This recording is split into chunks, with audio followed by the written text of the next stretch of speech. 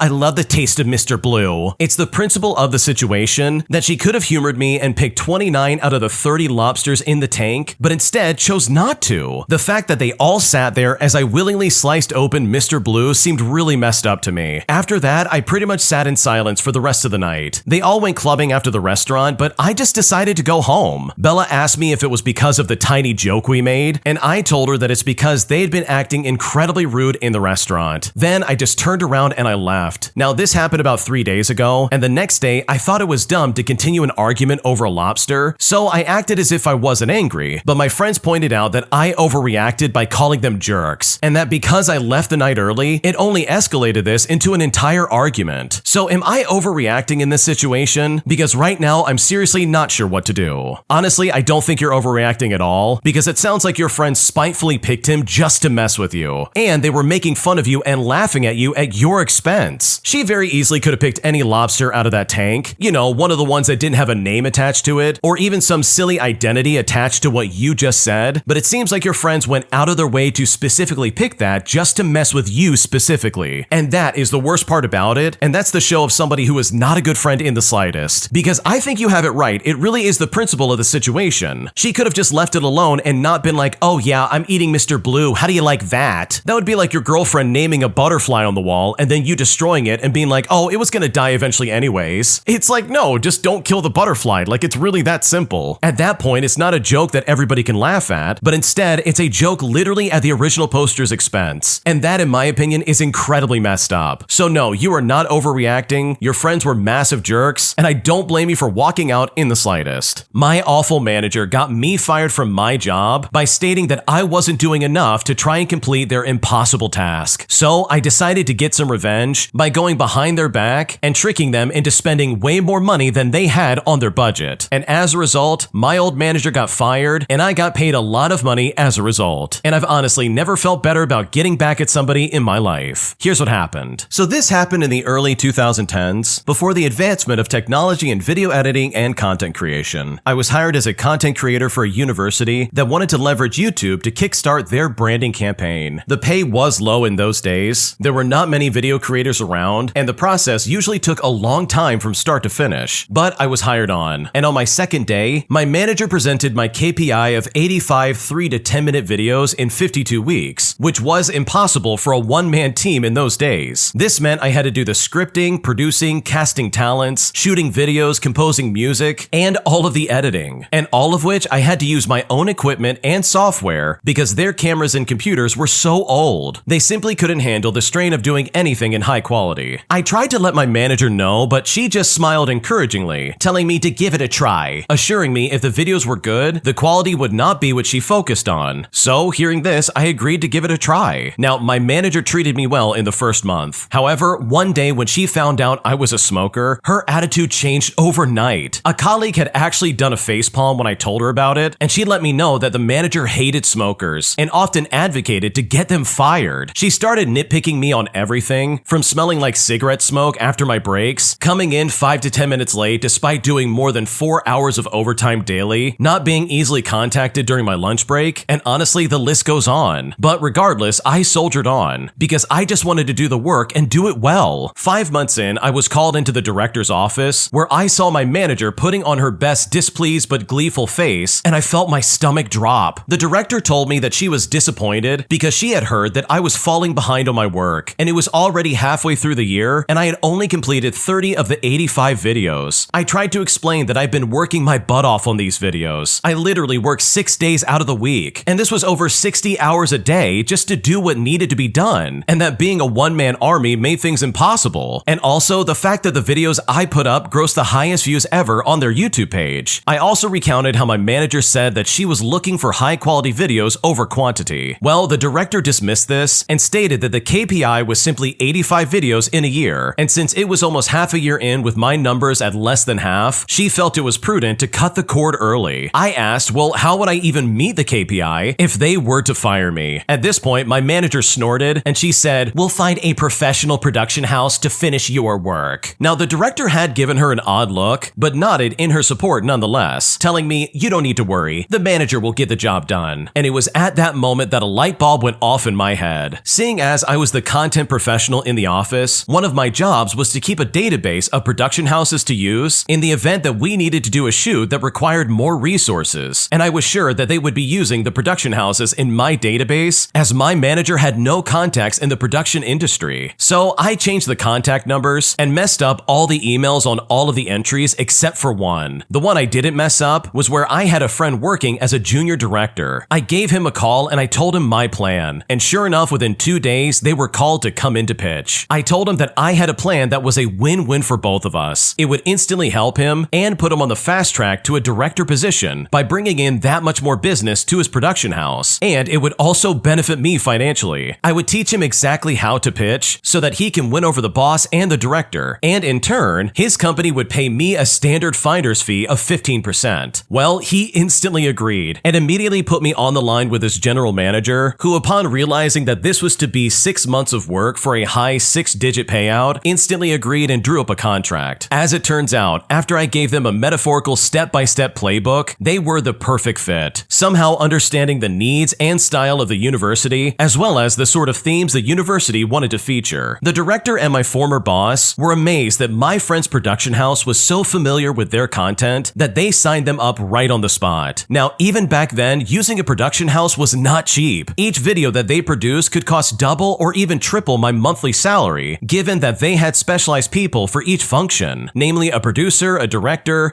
of photography, a gaffer, a sound person, a video editor, basically meaning that it wasn't a one-man show. But this also meant that they could complete a video every 2 to 3 days. So yes, they produced 50 videos in a span of 4 months for over 100 months of my salary, and I sat back and collected the healthy 15%, which was about 15 months of my salary. This allowed me to put money aside for a holiday and the rest to further my studies with a respected film school overseas. I thought my plan ended here and I had gotten back at my former bosses, but to my surprise, I received a call from my colleagues while I was away on holiday. And this was the same colleague who had facepalmed when I told her that my manager had found out that I was a smoker. She told me that my former manager had been fired and my director was given a massive blasting by the chancellor of the university. The content creation project which I was hired for was only given a budget equating to a year and a half of my salary, and they had exceeded that budget by over 10 times. My former manager was so desperate to ensure that her content creation project could be completed that she had thrown caution to the wind, paying anything to get the job done so that she can show my director that she had completed the project, and had approved a massive spend without getting consent from the director. So that's how I got my friend a super fast promotion to a full director in his production house, and how I got a year of pay after getting unfairly fired from my job. And honestly, I've never been more satisfied about getting back at my old boss in my life. Good for the original poster for putting these people in their place. This is some fantastic revenge, and honestly, this is the kind of stuff you love to see. For starters, they gave him basically an impossible task. The level of work that one-man team would have to do just to reach the 85 videos is honestly boggling. Like, what do you think that maybe you hire on, I don't know, someone to edit the videos while this guy makes them? For him to be expected to do all of that, especially with what sounds like a complicated